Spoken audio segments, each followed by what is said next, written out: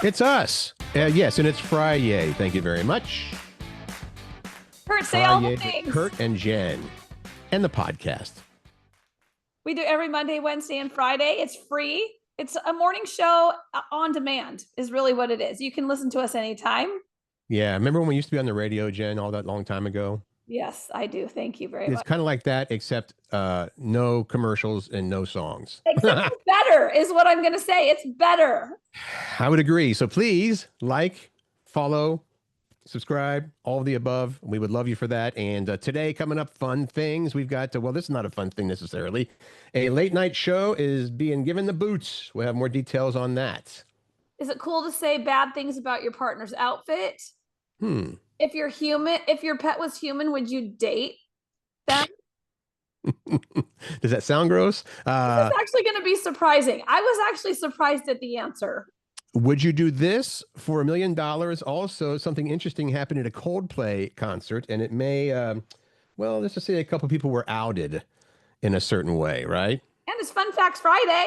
Yeah, here we go. All that stuff. Curt, I need to tell you about something that happened yesterday. So I get this text from one of my friends in San Antonio, and they said, remember when, I'm not going to name names, so-and-so got let go from his job at I think it was astronomer. And I'm like, yeah, of course I remember. And he was high level. He was high level let go. This was her husband. And it was a show, a big fat poop show. The way that it all went down, because this guy, like this person that was let go, like stellar performance, not a bad review, just got a mega bonus, but this person needed a scapegoat. Well, it was the CEO of Astronomer that needed a scapegoat. So already I don't have a good taste in my mouth about this person. And then this Coldplay, they said, have you seen this viral video going around? And I'm like, no. So they sent me a link to it. And they're like, that is the CEO of Astronomer. Wait. So you know the person? I don't know him. I loosely know who he is because my friend used to work for him on a high level, like on his high level team. C-suite, as they say. Let's fill you in on what happened. It was a Coldplay concert in Boston Wednesday night in Massachusetts. You know, they've got a big jumbotron, like a kiss cam, you know, they put people up on the kiss cam at games and stuff like that. So at the Coldplay show, this couple, they put the camera on the crowd and they focused in on a couple. You know, they were arm in arm. You know, she was in front of him. They're swaying back and forth. His arms are around her, like it's to very the music. romantic. And part of this is part of the concert, right? Chris Martin, the lead singer of Coldplay, is saying we're going to put the camera on some people and just call some people out, like they put a camera on a guy saying happy birthday to him, right? Birthday, that kind of thing. So it focuses on these people, and it looks very lovey-dovey. It is, until they see that they're up in the jumbotron. Then all of a sudden it's like, oh!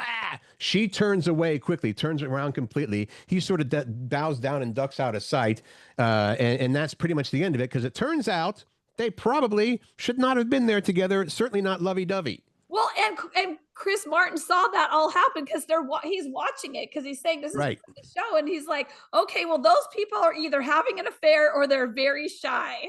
Yes, it's probably not shy. So the video, of course, went viral, as you mentioned. It's everywhere. This guy is reportedly Andy Byron, the CEO you were talking about. The woman is a co-worker at the company, the chief people officer, Kristen Cabot, who is not the HR person.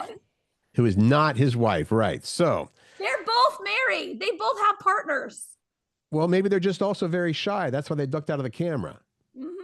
That's not the case. It's not the case. And you know, things are blowing up. Things are blowing the F up in their lives, but karma is a bitch. All right. We'll keep you updated on that if we hear anything more. Last night,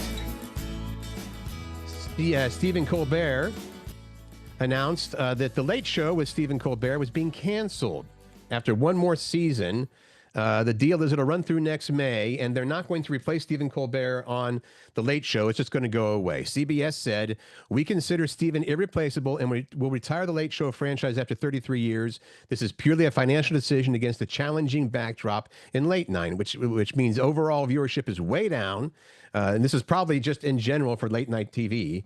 And so that's going to be the end of Stephen Colbert's show. Again, you've gotten through next May to enjoy it." Sad.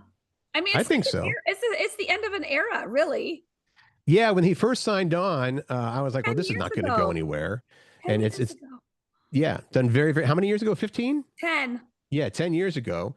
Obviously, he's done very well for himself. So if you're a fan, yeah, that is sad news. But you've got one more year, and then that'll be the end of late night. He replaced David Letterman. Is that what you said? No, he replaced whoever was on after. I think he replaced Conan. Conan O'Brien? Let me think on this for a second. I got to get my networks correct here. Yeah, I think so. I think he replaced Conan. That Well, I sounds just right. feel like it's the end, it's the beginning of the end of all of those kind of shows. I wonder what's going to happen with the other ones. Anyway, we digress. We'll move on. All right, we'll move on then. Okay. I'm sure Dana does this to you. I do this to Pat all the time. I'm like, does my outfit look okay? Does this look okay? Yeah, not as much as you'd think. I think that she's very comfortable. If we're going out someplace nice, then maybe, do you like this outfit? But for day to day and stuff like that, she has a job where she can pretty much dress how she wants. Right, not day to day. This is more like usually Yeah. it happens on a special occasion, right? Like, does this dress look okay on me, or is this good for the whatever? Right. And classically, most husbands know that the answer is always yes. It looks fantastic. You are so beautiful. Don't change a thing ever. I love you so, so much. The old "do I look fat in these jeans" type of thing. We also know the answer for that one. Here's the poll. 44% of people, so almost half, said they've told a romantic partner that they did not like something they wore. On the other hand, 48% have never done that. So it's pretty equally split, right? Right. I love that 8% can't remember. Can't remember. That's a safe answer there. Can't remember because I've been there before. If it is a big event, and whatever, say, I don't know, it's a tails and nice dresses type of thing. They'll say, "Do I look at this?" And say, "Do you want an honest answer?" Which obviously means you're going to say no. But I don't think that the honest answer is ever what is truly wanted. It says that women are much more likely to be honest to men than vice versa. Also, 30% of people say they have influenced the fashion sense of a partner, and that jumps to 34% in women. Well, I have told Pat, I'm always honest. Like, if my friends ask me, like, tell me your honest answer about this dress, I'm like, I think that you have more flattering things. That's a good way to put it. See, smart man. You don't just say no because then you assume it's just a terrible outfit. But yeah, that's a good. You have, what did he say? You have more. You have things that are more flattering on you. I'm gonna have to write that down. And I'll tell Pat, straight out. Like, if he's like put something on, I'm like, no, that doesn't look good. How about try this combination? Surprisingly, I will actually ask Dana sometimes. I'm concerned. I'll base like, is this too casual? Because I'll be in whatever shorts and a t-shirt. Like, is this outfit too casual for my podcast? Of course, the answer is no. No, the answer is no. But yeah, sometimes so. Yeah. Well, I guess about half of people are pretty brave when it comes to that, or they actually take it to heart when you say, "Give me an honest answer." I like that.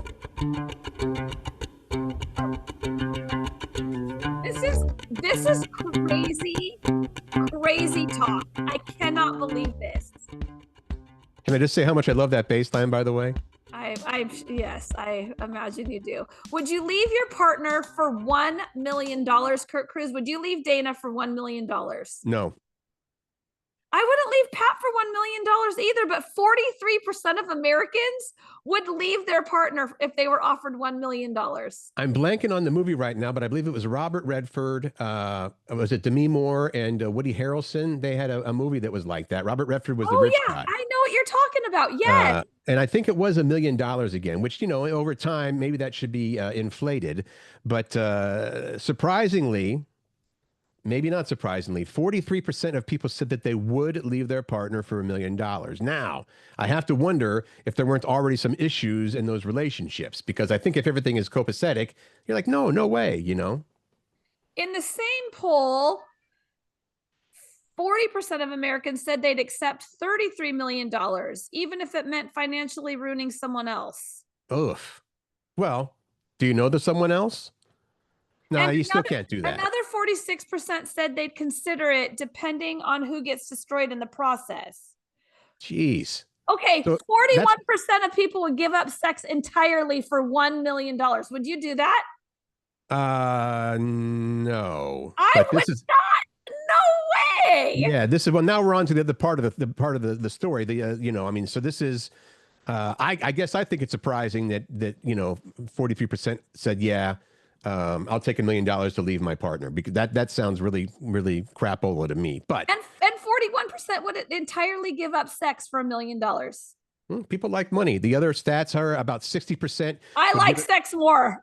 60% would give up technology and live off the grid for $1 million. That's not so bad.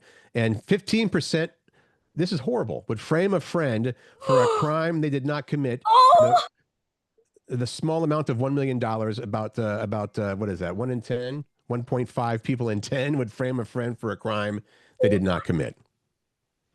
Those people are not good. ask Pat these questions. There's a right answer, by the way, honey. That's what I'm going to say. I love it. Who would like to have some ice cream right now? Well, on Sunday, you should eat some because it's National Ice Cream Day on Sunday. Okay, keep that in mind. Maybe you're already going to do that because it's the weekend, but if you want to be a good American, you got to eat ice cream on Sunday. That's all there is to it. But a poll found that you're more likely to eat it on Saturday. Right. Sunday is ice cream day, so you might have to have it 2 times this weekend. A third of Americans say Saturdays are when they're most likely to eat ice cream. Fridays come in second at 19%. And on those days, the most common time to eat is 5:42 p.m. That sounds like when people are on their way home from work. That sounds like a dessert first kind of situation. Nothing wrong with that. Want to go on with this? 75%, give or take, 3/4 of people said ice cream is their favorite dessert. No surprise there. Of those people, about half will eat ice cream out of a bowl. 35% said a cone, and 17% don't mess around, just straight out of the carton. That's me. I don't mess with, like, I will put it in a bowl. I will put it in a cone. Last night, I ate it out of a container. What's your favorite flavor of ice cream? Probably pralines and cream from Baskin Robbins. Well, you're lame because that's not on the list of favorite flavors. Oh, well, what is? You're lame. That was It's kind of like butter. It's kind of like butter pecan, which is on the list. okay. Top 5 flavors according to this: chocolate, vanilla, mint chocolate chip, butter pecan, and then cookies and cream. My favorite is not on that list either. So there. After that, it's strawberry cookie dough, salted caramel, rocky road, and pistachio. Kind of depends on my mood, but usually mine is strawberry. Favorite of all time. Barfarama. I'm yucking your yum. Barfarama on yours. You go have some barf flavored ice cream. Yeah, I'd like the barf flavor. Thank you. This is what I wanted to talk about. Would you date your pet if it was human? Curt Cruz, would you date Tilly, or would you have dated Dexter? Well, if you take the whole thing about, him being male and me being male, if that doesn't, no, he's a very good friend. I mean, from that standpoint, it's your best friend. And if you were, 2 humans dating that say that they're also best friends, that's a good thing. I would not date Snotty Sailor because she's way too freaking snotty. Well, that's what a lot of people said. There's a third of people, 33% of people said, no way they would, I'm sorry, it was more than that. The question was, would you date your pet if it was human? And a shocking number of people said no way. That was 31%. So that's the third. I'm right. That's the third right there. Said that they would date their pet. 39% said that they'd be a walking red flag. The dog would be a red flag. Oh, like if you were dating, you say, oh, this person's got a red flag. Yeah. Some people said no, based solely on looks. Oh, I think Sailor's pretty hot for a dog. Sailor is, and so are the 2 that I just got, and Bella the Beagle. But just going on looks, some people said no way. As much as we love our pets, here's where it gets kind of fun. The top 5 reasons people would not date their pet, and this probably applies to their human companions or human dating options as well. Their pets, one, need constant attention. Two, are too clingy. Three, they're not great with boundaries. They are 4, easily jealous or territorial. Yes. And 5 says they're too moody or temperamental. Plus, there's a whole scooting your butt across the floor thing. Oh, man. Did you have to go there? I had to. I'm not going to date you because you scoot your butt across the floor. I mean, okay. that's probably real. Are you ready for the question of the day, Jen? This is what we asked on our Wednesday show for you to answer. And now we're talking about it. What life lessons do you want your kids to learn? Mm-hmm. Rondi said, depends on what stage of life you're talking about. My kids are adults now with their own kids. What I want them to learn now is their worth and boundaries and the fact that they are number one. You can't be present for other people if you don't put yourself first. Amanda says, don't be surprised the fact there's so many, quote, correct answers to what do you want to be when you grow up. It's normal to change your path multiple times. That's a honest answer, though that's not really an answer. Ina said, she said ditto to whatever Connie said. I'll tell you what Connie said. Connie said manners, kindness, and respect of others, how to save money, plan for the future, and not succumb to mindless consumerism. Jeanette, the advice that she would give, life lessons, always use your magic words, please and thank you, respect your elders, and always put the toilet seat down. Love that one. Because Gerald, she raised boys, that's why. She knows why, yeah. Gerald says, making memories is more important than getting any material object. Also, leave this world better than how you found it. Good How can you one. argue with that? Dennis said, be polite and considerate. Brittany said, be respectful, be kind, give back, and don't be an a-hole. Susie, I guess this is true. Life isn't fair. Seems like kind of a downer, but, I mean, I guess there's some people that go out there, get out in the world and go, wow, I thought everything was going to be a breeze, but life is not fair. Jan said to have faith, hope, and charity, and to remember to treat everyone as you would like to be treated. The golden rule. What life lessons do you want your kids to learn? We have Phil saying, you can say no. There's a good one. Don't feel unnecessarily overburdened. But some people have a hard time saying no, and that's a good one, Phil. Carrie said, you can do hard things, which is true. I love that one. Heidi said, always do the right thing. And I would add to that, even when no one is watching. That's, you know what? That's just a person with character right there. Do the right thing, even when no one's watching. Laurel, she says, she has adult children. So I pray that my adult children always treat others how they would want to be treated, and hopefully passing that along to their own children. Rounding things out, Anne said, always be true to yourself. Don't ever hold back in expressing your true feelings, and be kind. That's finally the overarching. Be kind is an overarching one. If you're kind to all people, the world would be a better place. So kindness is the umbrella, and most of these things are under the kindness umbrella. Kindness is king. Kindness said, Connie says also kindness, respect of others, manners. And she has in all caps, how to save money, plan for the future, and not succumb to mindless consumerism. That's what I said when you were talking about Ina's. Oh, that's Connie. Okay. Yeah, that Connie. Okay, here we go. Great answers, all those. Yeah. Yeah, I love them. How to order the perfect cup of coffee. If you want to sound like a pro the next time you're at a coffee shop, here's what you need to do. Go. Number 1, order the right roast. Most people don't know that coffee shops, you can get specifically the kind of roast you want, light, medium, or dark. Consider your cold coffee carefully. I did not know this, Curt Cruz. I knew that since it's summertime, a lot of us switched from drinking hot to iced coffee. Right.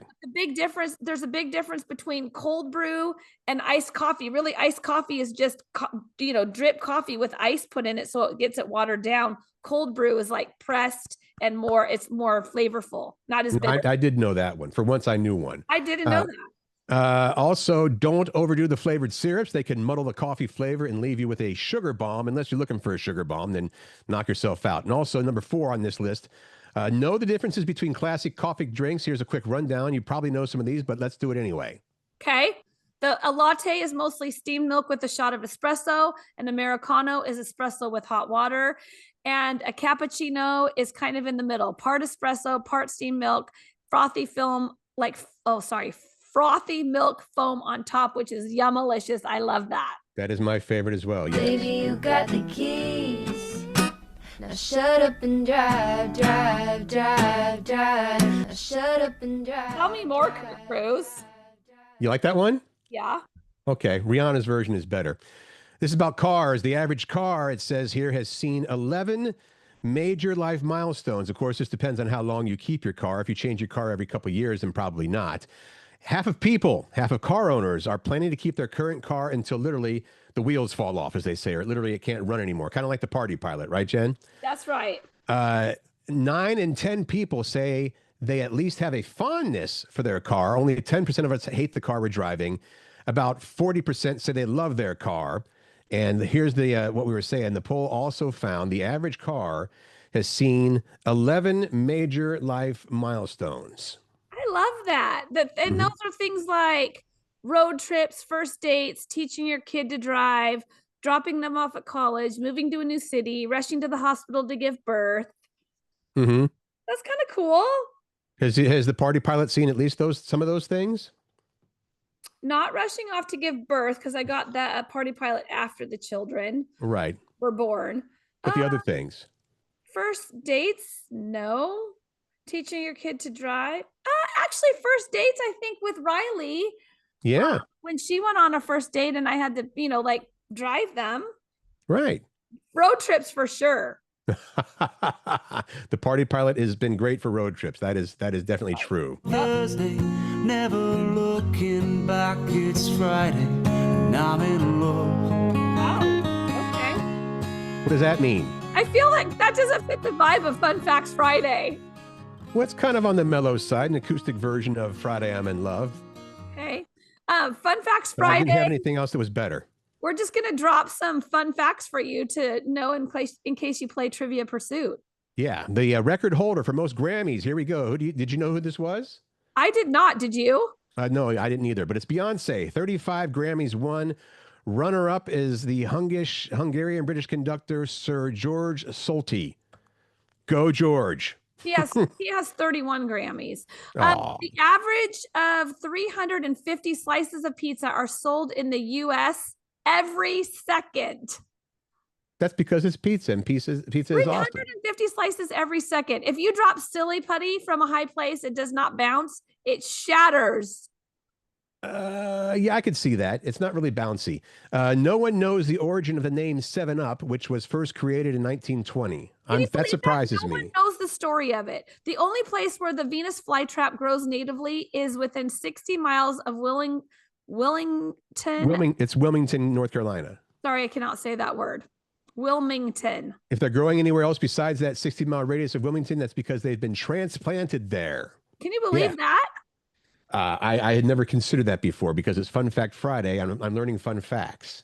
Okay. 1930s, in the 1930s, a brand of toilet paper called Northern Bath Tissue marketed itself with the slogan 100% splinter free, free of splinters. That's because it was not always a guarantee with toilet paper back then. So, ouch, Rama, that could hurt the cooter.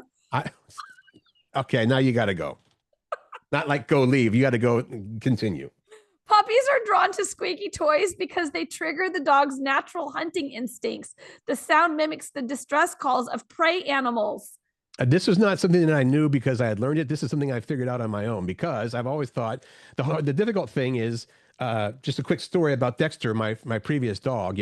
All their life we give them little squeaky toys that look like mice or look like things, and play with that, play with that. Well, then about I'm going to say 7 years ago, I pulled back a planter, like a big planter for a plant, and all of a sudden a mama and all these baby mice ran out, and here's the dogs. Oh, I'm gonna go get those, and the mice were going squeak, squeak, squeak. So it's kind of hard that we got him away, and all the mouses survived. And you want to know something else? When Sailor got that little bunny rabbit that was in the yard that I was trying to protect, it squeaked like a freaking squeaky toy.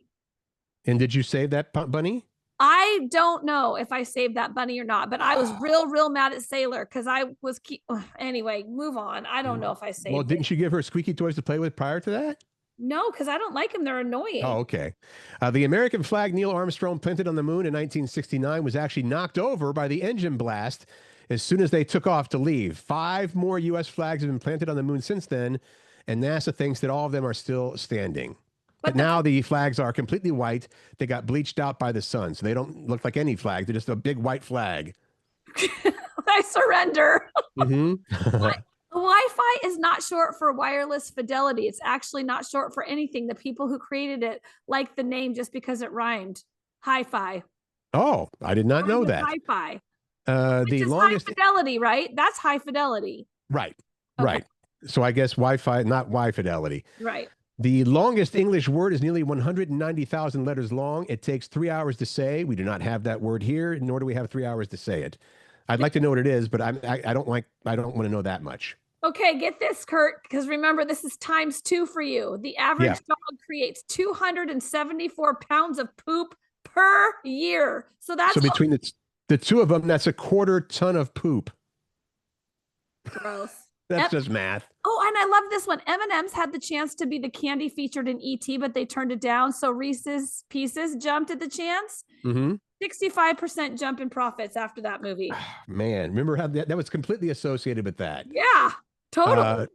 If a Major League Baseball player catches a ball with their hat, the batter automatically gets a triple, and anyone else already on base gets the score. You're not allowed to catch the ball in your hat, I guess. Did you know that? No, I had no idea. Me either. And you're going to love this one because you love music. The Guardians of the Galaxy soundtrack was the first soundtrack ever to make it to #1 on the Billboard chart that was entirely made up of songs that have already been released. Wow. I would have thought, oh, shoot, I can't think of the movie now. There's been a lot of really great soundtracks that have been out. Oh, shoot. It'll come to me and I'll let you know what it was. But yeah, I'm surprised that. This is because the songs were already released before this one became #1. You think there's another movie soundtrack like that where it was like either Forrest Gump, which had an awesome soundtrack. It was a double album at the time. Or the other one I'm thinking of, which people right now I know are saying, I know what it is. So I'll work on it. I may look it up while you're doing this other stuff. Okay. Okay. What's happening in the PNW this weekend? Starting with movies opening. Smurfs. Yeah.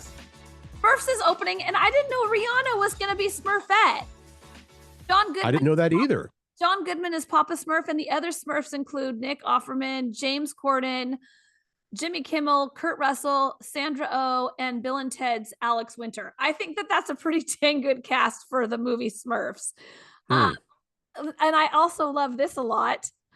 I Know What You Did Last Summer also opens today. And it's about 5 friends who cover up their involvement in a fatal car accident anyway.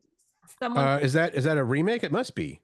I Know What You Did Last Summer? Yeah. And what I love about this is they end up turning to the 2 survivors, Jennifer Love Hewitt and Freddie Prinze Jr. from the 1997 massacre, for help on how they survived. Okay. And then the last movie that's opening this weekend, Eddington, with Pedro Pascal, Joaquin Phoenix, and Emma Stone. All right. How about... Give me some music. I want some music in between these. Oh, okay. All right. How about this? Okay. What's happening event-wise in the PNW? The first thing you need to know is bad, really, really bad, terrible bad traffic. Well, and I know I was out of town last week, but I understand that there was something going on last week as well, because when we got back Sunday from our trip to California, northbound 405 was closed for something, and we read up on it and said, hey, next week is going to be even worse. Here's the deal.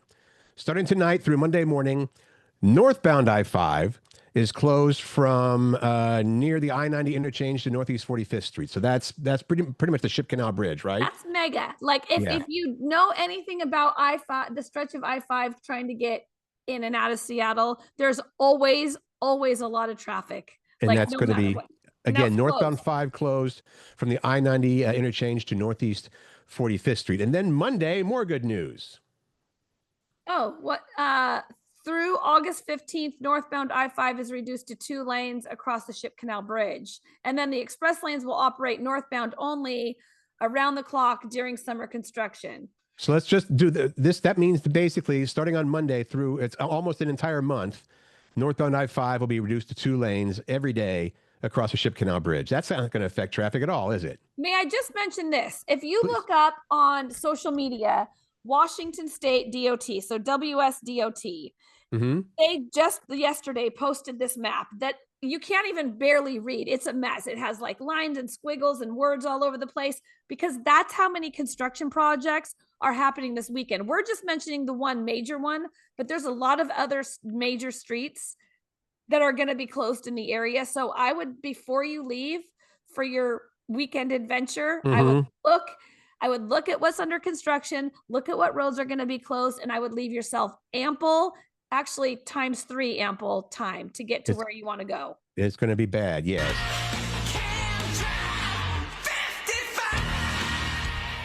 But I should have played. You can't drive 55. You won't be able to. That's you true. might not even be able to drive 15. Here's the problem with this I-5 thing being closed is there's a lot of big events happening in town. Like the Mariners are in town all weekend. The Sounders play tomorrow. There's the Capitol Hill Block Party this weekend, and then the what's the name of the bridge that when you're going to the gorge? Well, that bridge is not closed. You can get to the gorge by taking 405. There's major construction on that bridge though that you have to cross. Cross the river. Yeah. And keep in mind, even if you think that I'm going to go to Mumford & Sons and I'm going to take 405 to get to where I need to be, all the pressure from the I-5 construction is going to put a lot of pressure on 405. So that'll probably be busier than usual as ever. Maybe you're going to go to Klahaya Days in Snohomish. That's going on today and tomorrow.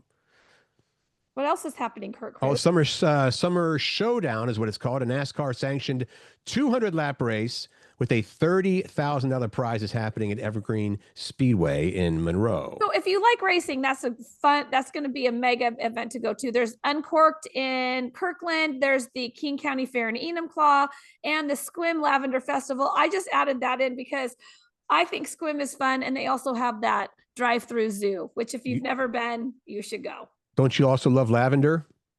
Yeah, lavender's nice. Okay, there's that then as well. What are you doing this weekend? Well, because you're assembling stuff? What does that even mean? Did you go to IKEA?